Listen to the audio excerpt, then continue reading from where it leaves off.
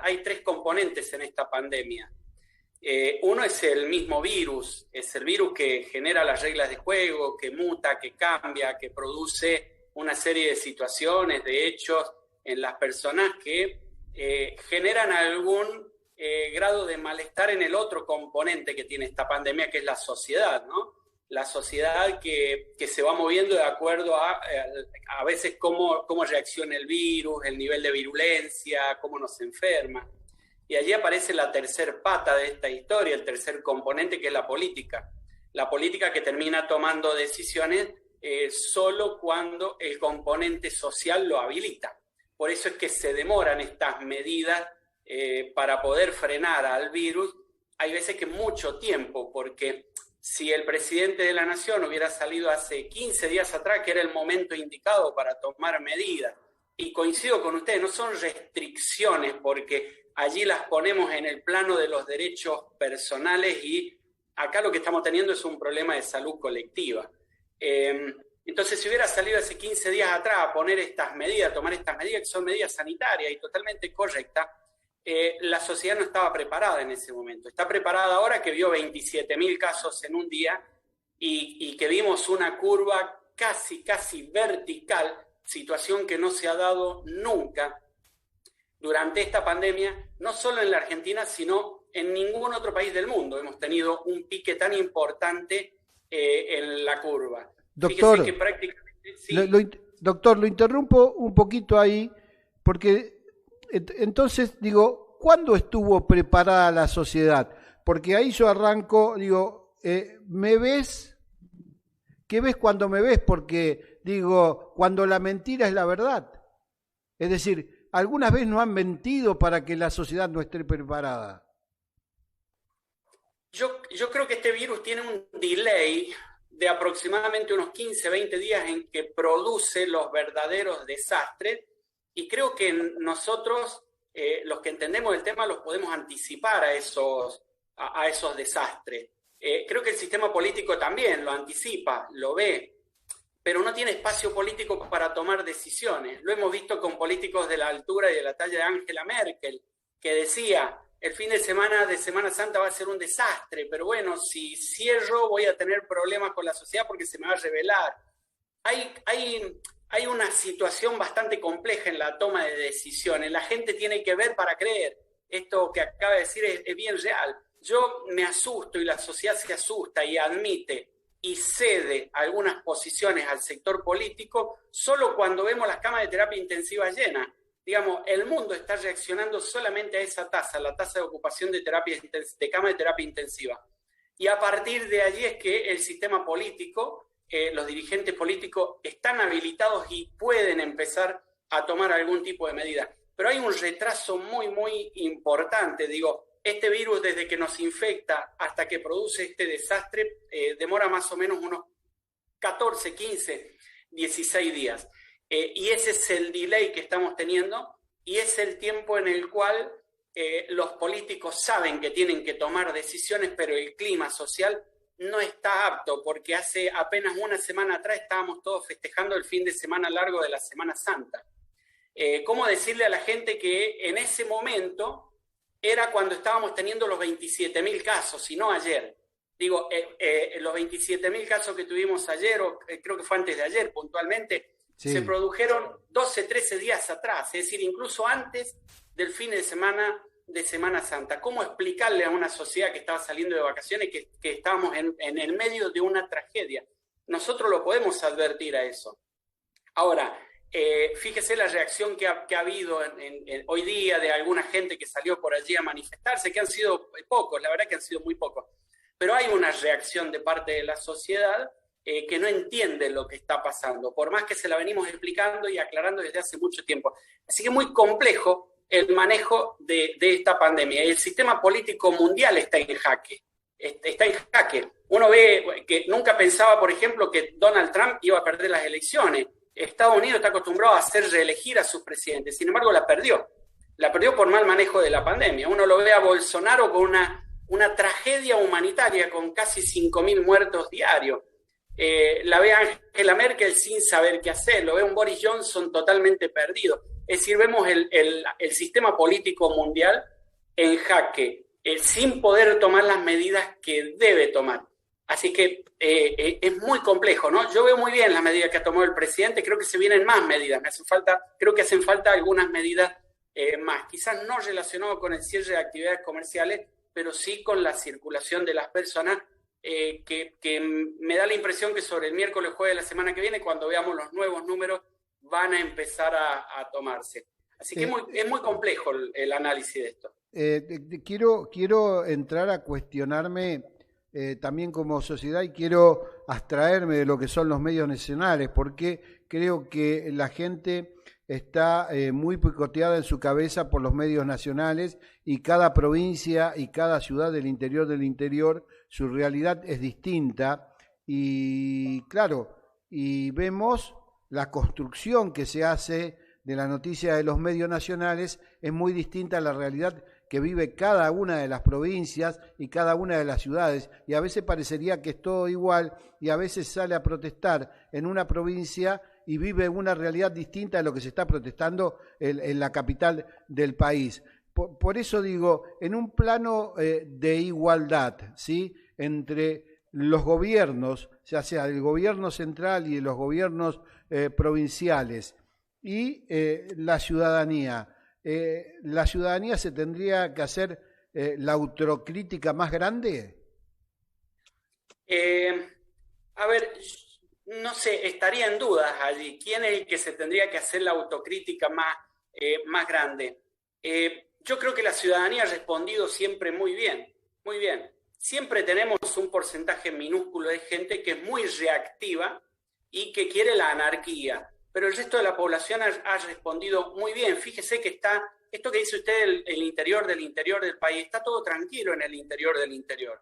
La gente está tranquila, está aceptando las medidas y entiende que hay un problema sanitario que atender. Las cámaras están enfocadas solamente en un sector del país que siempre están enfocados, ¿no? Yo trabajo mucho con los medios del interior, como me encantó ese término.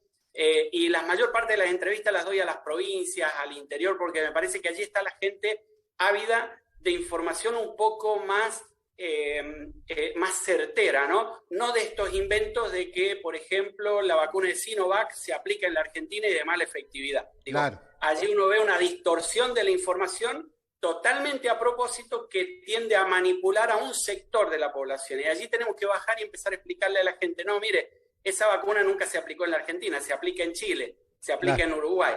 Y hay que empezar a desactivar estas pequeñas bombas. Digo, ¿la sociedad es la culpable? No, yo creo que no. La sociedad en algunos casos es víctima de algunos sectores del periodismo y algunos sectores de la política que intentan tergiversar muchas de las realidades diarias para poder llevar un poquito de agua para su rancho, ¿no? Y en esa miserable historia están algunos, digamos, tratando de confundirnos para ver, están a la pesca de distraídos, digo, gente que lee solamente el titular y que dice, China reconoció que todas sus vacunas son de baja efectividad. Y abajo en la tercera línea habla de la vacuna de Sinovac puntualmente. Ya dejo a mis compañeros, ya les dejo preguntar a mis compañeros.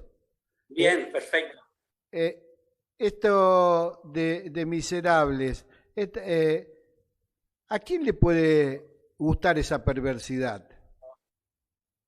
Bueno, vemos gente que disfruta esto, ¿no? Vemos en las cámaras de televisión nacionales que hay gente que disfruta de esto. Porque se muere gente. Pero es que se muere gente. De pronto sentar a una persona allí para que diga que las vacunas matan personas, no me parece un hecho menor, me parece un hecho muy, muy grave, porque las vacunas no matan personas. No hay noticias todos los días que digamos la vacuna del tétano mató 27 personas, la BCG mató 80, la vacuna de la gripe mató a 150. No existe esa información porque es mentira. Pero de pronto sientan a una persona allí y que se agarra de un caso por millón de algún efecto que puede haber y a partir de allí se construye la noticia. Entonces la sociedad está confundida. Yo creo que no es la culpable, que hay que empezar a manejar mejor calidad de información, ¿no? Me parece que por ahí está. Y uno ve en muchísimos medios que esa información está construida bien, ¿no? Pero de pronto hay 3 o 4 que tienen el poder mediático y terminan confundiendo a un sector que sale después de repetir historias que son equivocadas. Yo me he cansado de desactivar noticias falsas, mentiras. Pero bueno, es eso lo que nos ha tocado y es el momento histórico que estamos tratando de superar, ¿no? La infodemia está causando más estrago que la pandemia en sí, porque si tuviéramos la libertad de trabajar sobre la pandemia sin la manipulación y la mala información que hay, esto sería mucho más fácil, creo. Doctor, buenas noches. Julio Armando es mi nombre. Usted venía, si me permite el término, militando el cierre o sacar la presencialidad de las escuelas, algo que finalmente se dio, por lo menos en el Gran Buenos Aires, en el AMBA en realidad, y es uno de los temas que está con mayor controversia hoy en día, digamos, uno de los centros, según lo que nos cuentan, volviendo al tema de los medios nacionales, que están protestando frente a Olivos y está generando un mayor movimiento. ¿Podría explicar por qué usted considera que, y si es que considera así, que las escuelas deberían sacar la presencialidad?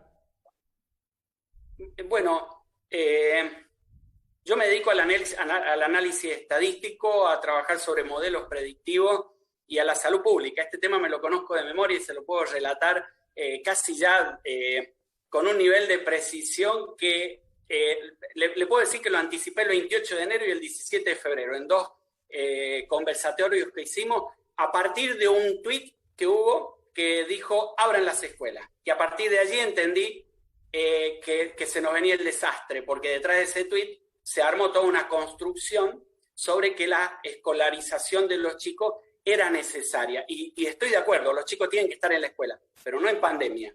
Esa es la primera aclaración.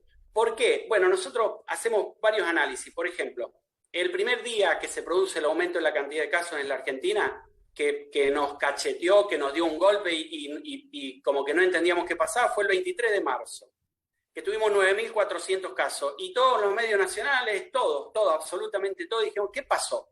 Y a partir de allí hemos tenido algunos días hasta, yo decía ayer, una sextuplicación de casos, pero hemos tenido algunos días 7 veces más casos de los que veníamos teniendo. A partir de ese evento empezamos a buscar variables. Yo estoy entrenado para buscar variables, a ver qué detonó esta crecida en la cantidad de casos. Variables que pueden justificar una detonación de este tipo, yo la esperaba para el mes de mayo, primera semana de mayo, última de abril, primera de mayo. Y habían dos allí, la predominancia de la variante P1 de Brasil y el frío. Son dos variables, que juntas pueden llegar a producir un aumento en la cantidad de casos, pero no tan grande. Es decir, lo puede llegar a duplicar o quizás triplicar, juntas las dos, pero no tan grande.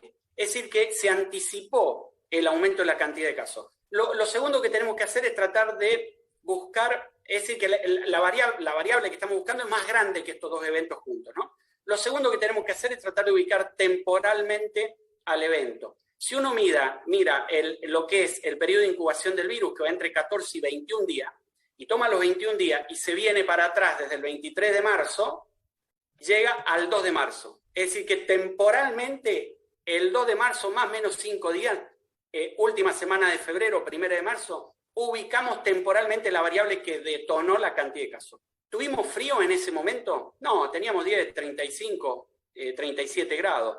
La variante P1 de Brasil, ¿era la prevalente? No, va a ser prevalente en el mes de mayo recién. ¿Qué evento, qué hecho se ubicó en ese momento? La presencialidad escolar. Y aquí le marco algunas diferencias, algunas otras cuestiones. Hay muchísimos detalles que yo tengo en cuenta para poder lograr determinar que esa es la variable. Un fin de semana largo produce un aumento de casos entre 14 y 15 días después, que ya está más o menos, ya lo conocemos todos. 14 y 15 días después ya vemos ahí el aumento de la cantidad de casos en la curva que tenemos. El 25 de diciembre y el 1 de enero produjeron los días 10, 11 y 12 de enero un aumento y una escalada en la cantidad de casos. Días que tuvimos 13.800 casos fue el máximo. Pero como no son todos 25 de diciembre y 1 de enero, inmediatamente después la curva comienza a descender. Pero acá es curioso porque la curva se sostuvo. Al día de hoy sigue sostenida. Quiere decir que la variable, esta que estamos buscando, arrancó y nunca cesó. otra más para pensar a favor de la presencialidad escolar. La escolaridad en la Argentina mueve más o menos, en normalidad, 22 millones de personas. El sistema educativo argentino tiene 12 millones y medio de matrícula y 65.534 instituciones escolares. En pandemia, en burbuja, funciona la mitad de esa cantidad. Es decir, más o menos entre 10 y 12 millones de personas se movilizan todos los días en la Argentina por la presencialidad escolar. Un fin de semana largo maneja entre 2 y 3 millones de personas. El evento que estamos buscando es 5 veces mayor a el que produce el aumento de casos del fin de semana largo. Y acá nuevamente otra coincidencia. La presencialidad escolar mueve a diario entre 10 y 12 millones de personas, 5 veces más que un fin de semana largo. Es decir, que todo hace pensar que la presencialidad escolar es la culpable en el aumento de casos. Y le doy ejemplo de 2 países. Israel, las 3 veces que abrió las escuelas, las 3 veces que tuvo que cerrar el país. Portugal abrió las escuelas en septiembre, en diciembre era el país con mayor cantidad de casos en Europa y tuvo un crecimiento vertical casi parecido al de la Argentina. Así que por eso, y tengo para hablar media hora más de esta situación, pero allí las principales variables y razones por las cuales estoy convencido que la presencialidad escolar la que está produciendo el aumento en la cantidad de casos. Otro tema, por ejemplo, la Argentina tiene una línea de base en la cantidad de casos que está entre 4.500 y 6.000 casos. Es lo que más o menos hemos tenido desde que arrancamos la pandemia por allá por el mes de junio a la fecha. Allí están las fiestas clandestinas, los bares mal cuidados, la movilidad de la gente, el no uso de barbijo. Todo está allí, con algunos días que sube un poquito más y otros días que baja, de acuerdo a qué tanto transgredimos o si en el medio acá cae alguna movilización, algún fin de semana largo. Pero nunca se nos aumentó 6 o 7 veces la cantidad de casos. Es decir, que en este momento estamos en lo que se llama una asíntota, que es prácticamente un pique vertical en la línea de casos, y no sabemos hasta dónde va a llegar, ¿no? Si se suspende la presencialidad, vamos a ver, hay un control de la curva nuevamente, y lo que tenemos que tratar de evitar es que la presencialidad no se junte con la llegada del frío y con la predominancia de la variante P1 de Brasil, porque las 3 juntas van a ser nos van a producir un gran desastre en la Argentina, ¿no? Jonah. Sí, doctor, muy, digamos, iba a preguntar también en sintonía con lo que preguntó Julio, pero para no andar demasiado en lo mismo, una de las medidas digamos, que genera mucha resistencia es el tema del cierre de los comercios, digamos, en horarios nocturnos. Y mucha gente también, y lo vemos en los comentarios y digamos, en cada nota que subimos en Rafaela Noticias, y hablan de esto de el virus no circula entonces durante el día y sí circula durante la noche cuando cortan digamos, los horarios de comercio. ¿Cómo funciona el tema digamos, de los contagios en esos lugares y por qué terminan cerrando siempre sobre la noche y no aplican algunas medidas durante el transcurso del día, que es también cuando se movilizan las personas? Claro, mira, yo no estoy de acuerdo con el cierre de los bares y con el cierre de la nocturnidad. Yo lo que estoy de acuerdo es con controlar eso y que en los bares se controlen las situaciones, porque hemos visto bares descontrolados, con una circulación de gente en el interior, todos sin barbijo, lugares cerrados. Yo estoy de acuerdo con que eso se controle, no estoy de acuerdo con cerrar ningún tipo de actividad. ¿Por qué? Porque si vos cerrás desde las 23 en adelante, ¿qué es lo que hace la gente? ¿Deja de ir al bar? No, se va más temprano. Entonces lo que vas a tener una concentración de mayor cantidad de horas en las 2 horas antes del cierre. Y eso no está bien epidemiológicamente, sanitariamente. Vos lo que tenés que hacer es tratar de diluir y dispersar la cantidad de gente. Pero en la noche, además, se da una situación muy particular. La noche hay que controlar la fiesta clandestina, porque en la noche, en la calle, no hay nadie, no circula nadie. Entonces, si vos controlás los bares, los restaurantes y tenés bajo control las fiestas clandestinas, no vas a tener allí focos de contagio, porque la gente circula en el día, y en el día también hay que controlar. Es decir, todo esto mal controlado es lo que a nosotros, los argentinos, nos producían estos 4.500 a 6.500 casos diarios y que veníamos ya más o menos acostumbrados y que el sistema de salud lo venía manejando. Pero nosotros hicimos explotar ese sistema con una variable nueva, la introdujimos en la sociedad e hizo que desde Formosa, Tierra del Fuego, aumentaran los casos de modo parejo. Por cada escuela que yo tengo abierta, una escuela moviliza más o menos entre 300 y 500 estudiantes. Un bar, durante todo el día, entre las 7 de la mañana y las 12 de la noche, ¿cuántas personas puede manejar? ¿100? ¿150? ¿200? A ver, otra característica, el bar. ¿En qué horario, en cuántas horas maneja esa cantidad? En prácticamente 15, 16 horas. La escuela concentra 500 personas en un lugar y en periodo mucho más corto, de 4 o 5 horas. La dinámica de los bares, ¿cuáles son? Ustedes van, se sientan en una mesa, están allí sentados, ¿cuánto? 40 minutos, una hora, se toman un café, cenan. En ese tiempo el que está al lado ya se levantó, se fue, se renovó. Es decir, que nunca estamos junto a otra persona más de 40 minutos, 30, 40 minutos. De modo que los bares son focos de contagio. La gente allí se contagia, pero no es lo que está justificando el aumento de la cantidad de casos que estamos viendo. Nuevamente volvemos a caer sobre los bares, los restaurantes, haciéndolos pagar los platos rotos, y yo creo que está en otro lado el problema. Así que hay que atender ese otro problema y no liberarla del todo, hay que tenerla bajo control. Los bares tienen que cuidar sus protocolos, tienen que entender que es una actividad de alto riesgo, pero si la cuidan, la cantidad de contagios que van a tener es mucho menor. ¿Coincide con que se dejen de lado las juntas familiares y esas cuestiones?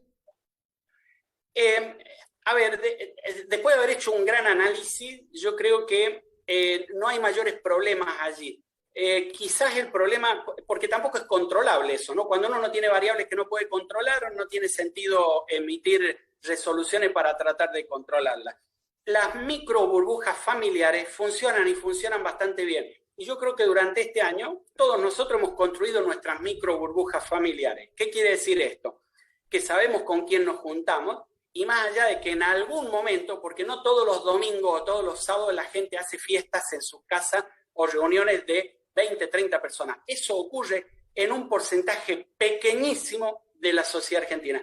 ¿El resto qué hace? Y se junta a comer un asado, a cenar, a comer unos tallarines un día domingo con sus padres, sus hijos. Allí hay micro burbujas que están bien cuidadas y que ya vienen funcionando. De modo que la prohibición, primero que no tiene efecto, la prohibición de las reuniones sociales en las casas, no tiene efecto porque no se puede controlar. Y segundo, que yo creo que han entrado en una dinámica de autoprotección y me parece que está bien cuidado eso.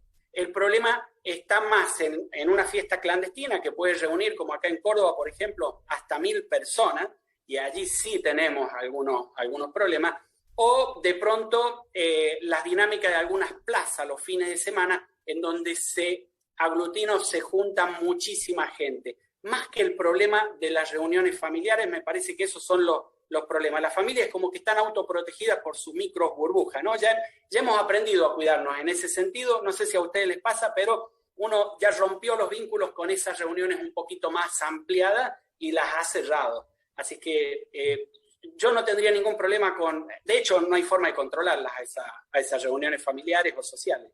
Doctor, me quedan 3 o 4 minutitos de Zoom, queremos aprovecharlo. Lo que me queda claro es que hay sectores en el país que son intransigentes, violentos, insolidarios y un nivel de virulencia que es muy alta y irresponsable, ¿no?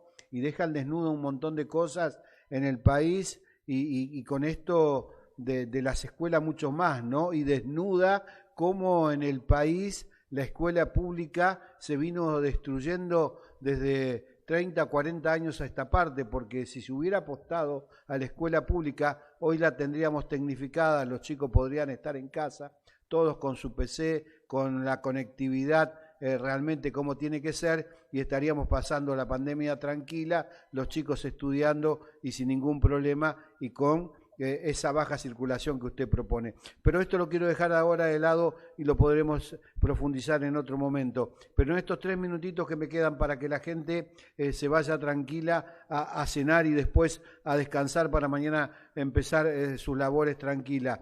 Las vacunas que hoy están circulando en el país, hoy son todas buenas, son potables, no van a tener problema, porque usted recién hacía la diferencia de las que Sinovac de Chile, por ejemplo, y es verdad lo que decía, porque hoy tiene 97% colapsada la salud Chile, y eso no lo dicen los medios nacionales. Las terapias intensivas desecha, la salud ha colapsado totalmente. ¿Las del país son confiables?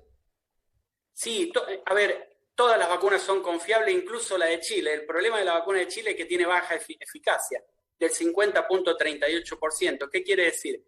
Que de cada 2 personas que yo vacuno, una hace anticuerpos y esa sola queda protegida. Entonces Chile nunca va a lograr la inmunidad del rebaño, que es lo que nosotros sí vamos a lograr, porque las vacunas que está usando la Argentina tienen la de Sinopharm un 80% de efectividad, la Sputnik 94% y la de AstraZeneca 92%. Son las 3 mejores. La de AstraZeneca es la vacuna más vendida en el mundo. La vacuna Sputnik es la más solicitada por los países, ya hay 61 países que la empiezan a utilizar. Y la vacuna china, la de Sinopharm, es una excelente vacuna con una tecnología que nosotros ya la conocemos. La vacuna de la poliomielitis la utilizaba, que es a virus muerto, que es una excelente vacuna y que llega al 80% de efectividad. Nada que ver con la vacuna de Sinovac que usa Uruguay o usa Chile. A la gente decirle, vaya y vacúnese porque es un privilegio hoy estar vacunado. Porque la vacuna nos salva. Fíjense lo que le pasó al presidente de la Nación. El presidente de la Nación fue vacunado, generó sus anticuerpos, se infectó y la infección en él pasó sin mayores consecuencias. En menos de 72 horas estaba con actividad plena. Es decir, que los anticuerpos funcionaron, reaccionaron bien y él pudo trabajar y prácticamente ni nos dimos cuenta que estuvo enfermo, ¿no? Porque tuvo una actividad continua bastante importante. Así que la gente, dígale, si tiene turno, vaya a vacunarse porque son seguras y es un privilegio hoy estar vacunado para con el coronavirus y sobre todo por cualquiera de las 3 vacunas que tenemos en la Argentina. Doctor Oscar Atienza, el privilegio lo tuvimos nosotros de haber conversado estos minutos con usted y seguramente lo volveremos a molestar en alguna otra oportunidad